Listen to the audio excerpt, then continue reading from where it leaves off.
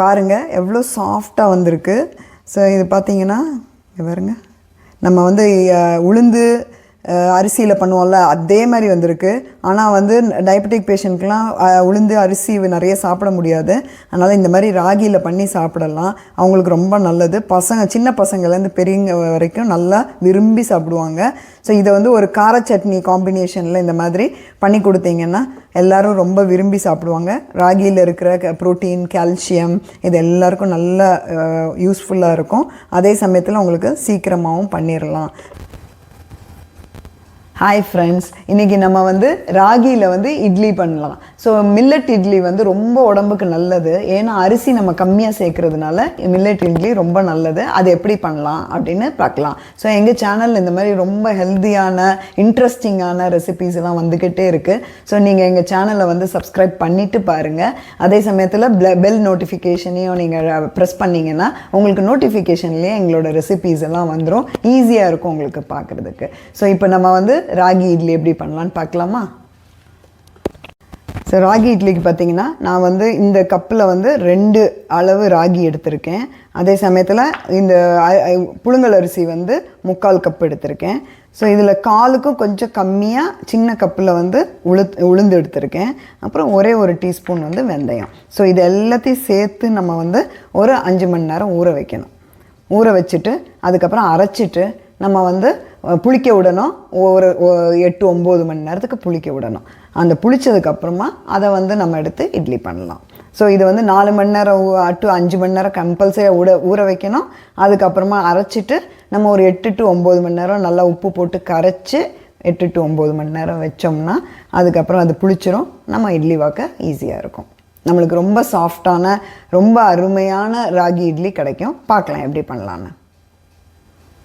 So நாங்கள் கம்பு இட்லி போட்டிருந்தோம். அப்போ வந்து நீங்கள் எல்லோரும் கேட்டிருந்தீங்க ராகி இட்லி போடுங்க அப்படின்னு சொல்லி. ஸோ நீங்கள் கேட்டதுக்காக இந்த ராகி இட்லியை நாங்கள் இப்போ பண்ணி காமிக்கிறோம். நீங்கள் பார்த்துட்டு எங்களுக்கு கமெண்ட் பண்ணுங்கள்.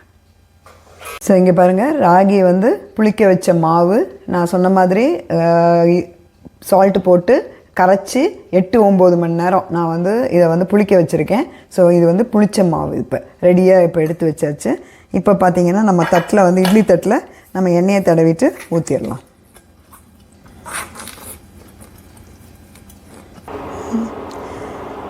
ஸோ இது பாருங்களேன், இது வந்து ஆயில் வந்து டிஸ்பென்சர். ஸோ ப்ரெஷ்ஷோடு கிடைக்கிது உங்களுக்கு ஆயில் இது.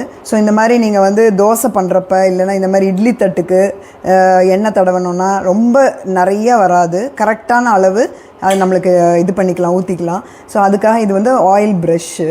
ஸோ இது வந்து ஆயில் டிஸ்பென்சராகவும் நம்ம யூஸ் பண்ணிக்கலாம். இந்த ப்ரெஷ்ஷு வந்து நம்ம வந்து தோசைக்கு இட்லி தட்டு இது பண்ணுறதுக்கு எதுக்குனாலும் இது ரொம்ப யூஸ்ஃபுல்லாக இருக்குது. இது வந்து நான் வந்து இந்த டிஸ்பென்சர் வந்து ப்ரெஷ்ஷோடு இருக்குது. இது வந்து நான் வந்து ஃப்ளிப்கார்ட்டில் வாங்கினேன். ரொம்ப யூஸ்ஃபுல்லாக இருக்குது. ஸோ உங்களுக்கு ஆயிலெலாம் லீக்கே ஆகிறதில்ல. ஸோ உங்களுக்கும் வேணும்னா நான் என்னோடய வீடியோவில் டேக் பண்ணுறேன். நீங்கள் வந்து அந்த இதை கிளிக் பண்ணிவிட்டு வாங்கிக்கலாம். இட்லி தட்டில் எண்ணெயை தடவியாச்சு. இப்போ நம்ம வந்து மாவை வந்து இட்லி தட்டில் ஊற்றி இட்லி பண்ண வேண்டியது தான்.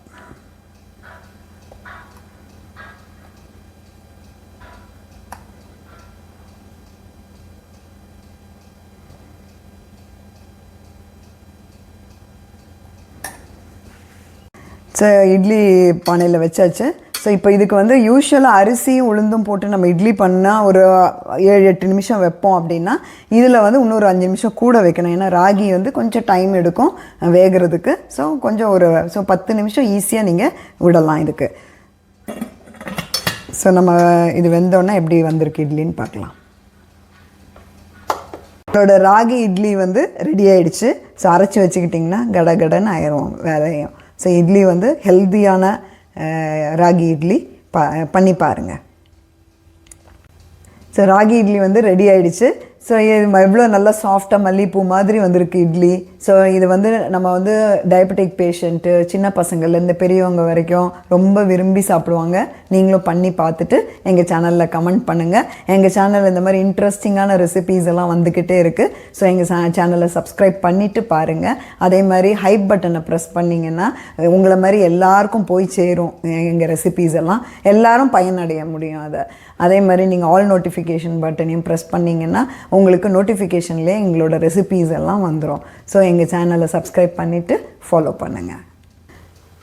இந்த ராகி இட்லி எப்படி டேஸ்ட் இருக்குன்னு பார்க்கலாம். நம்ம